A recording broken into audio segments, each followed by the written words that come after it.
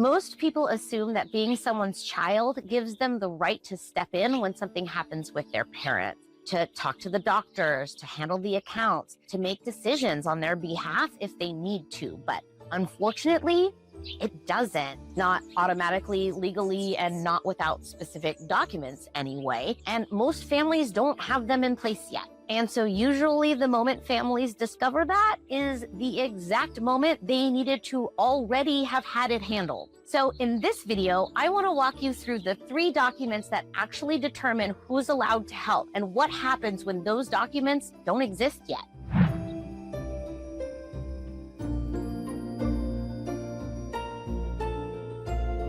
In the last video, we talked about how care decisions are often shaped by finances and by the role the house may need to play moving forward. But even when families understand what they want or need to do next, there's still another question that matters just as much. Who is legally allowed to make those decisions if something changes quickly?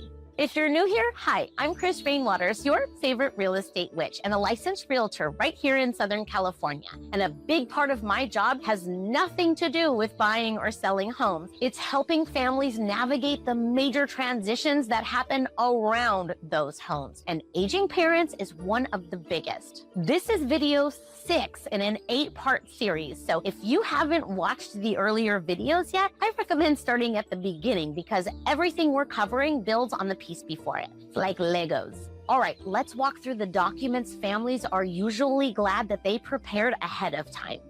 The first is a financial power of attorney. So this allows someone to help manage things like paying bills, working with banks, handling accounts, and sometimes signing paperwork related to property if timing matters. One thing that surprises a lot of families is that being someone's child does not automatically give you the authority to do these things, even when everyone agrees, even when you're the person helping the most. Without the right document in place, there can be limits to what you're allowed to do. Raise your hand if you just realize that you don't actually know whether this document exists for your parents.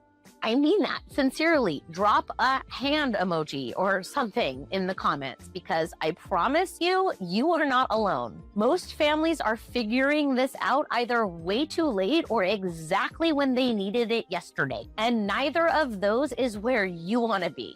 The second is a healthcare directive. This allows someone to help make medical decisions if a parent isn't able to communicate their wishes. It also helps families understand what those wishes actually are ahead of time. And that clarity can make very difficult moments much easier to navigate because it's literally what mom wanted or dad. A related document many families don't realize they may also need is a HIPAA authorization. This allows doctors to legally share medical information with the people helping coordinate care. Without it, even getting updates can sometimes be difficult. And the third document families are often glad they understand is whether there is a trust and what it actually says.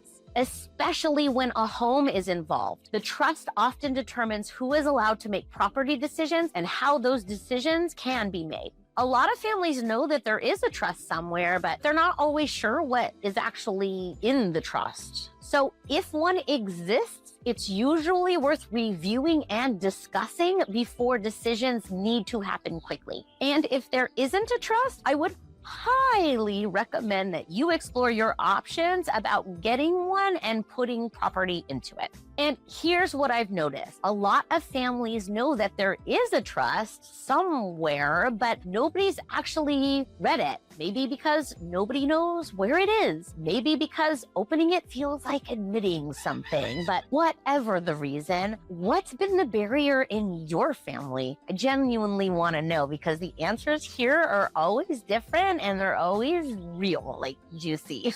Unless you're too embarrassed, I get it. And just to remind you here, I am not an attorney and this isn't legal advice. Every family situation is different, so it's always a good idea to talk with an estate planning attorney about what applies in your situation. If you don't already have one and you need a referral, that is something I can help with. So reach out to me. I'm happy to do it. Alongside those legal documents, there's another type of preparation that helps families even more in real life.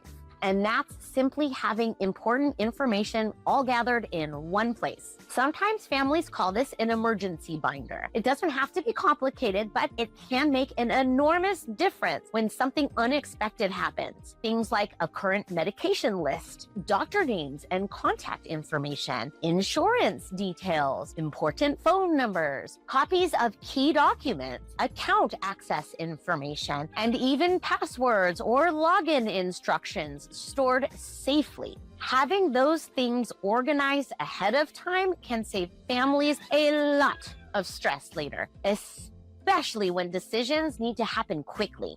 Does your family have anything like this? An emergency binder, a folder, or even just a list somewhere? Is there anything important in it that I didn't mention here? Let me know what I missed. One of the biggest challenges families run into is discovering that these documents and details don't exist yet. Because without them, decision-making authority can become more complicated than people expect. Sometimes that means needing court involvement before certain decisions can even be made. And that can cause major backups and headaches, and even major financial asset bleeding. Anyone who's been through probate can tell you, which is why preparing ahead of time makes such a difference.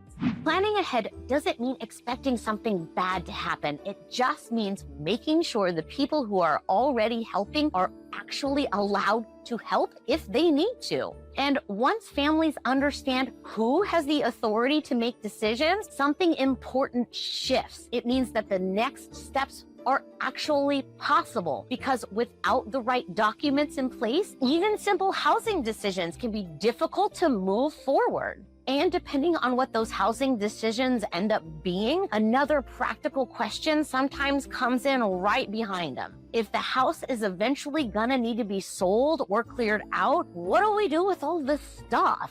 You know, everything inside of it, because most families aren't just navigating care decisions, they're also navigating decades of belongings at the same time. So in the next video, we're gonna walk through how families usually handle that process and what makes it easier than people expect, if that becomes part of the transition. If you're in Southern California and want help thinking through all of this, the link to schedule a consult with me is in the description, and the next video is right here. I'll see you in the next one, but hopefully sooner.